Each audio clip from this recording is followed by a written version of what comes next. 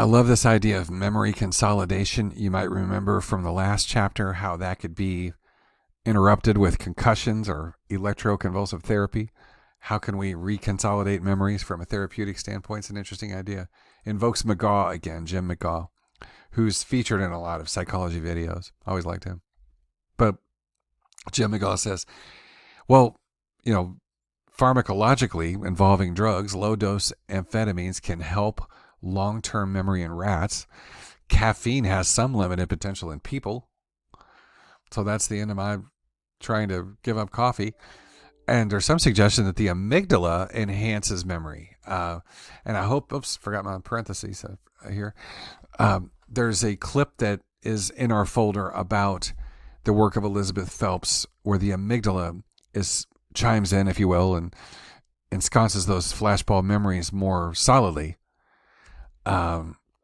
because of the location or as a function of the location a person was at during the events of 9/11. If they were in lower Manhattan, they stronged former memories than upper Manhattan or somewhere else. So there's a biological and a chemical suggestion, etc. There was an article that came out just yesterday that the erectile dysfunction drug Viagra has some side benefits that were unexpected, including some cognitive enhancement, which kind of surprised me.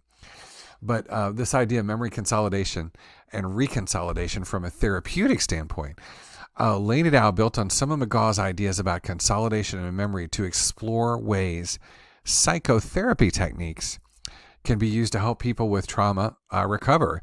They argue that many successful therapies involve three components. Here they are: reactivating old memories that are traumatic, engaging in new emotional experiences that are incorporated into these reactivated memories via the process of reconsolidation, and reinforcing the integrated memory structure by practicing a new way of behaving and experiencing in those variety of contexts. In other words, repackaging the memory. So essentially, the authors argue that during the course of therapy, trauma is recalled along with original responses that are negative, presumably. Because these recollections are occurring in therapy, there's an opportunity to correct that interpretation, which leads to different emotional responses and interpretations of that original event. So then the reactivated memory becomes reconsolidated with a new emotional response, and you're in a better place. So that's the idea of this notion of reconsolidation. And you can take that with you, Will, if you endorse that therapeutic approach. But in short, this proposal for memory reconsolidation incorporates aspects of Bartlett's ideas of memory reconstruction over time.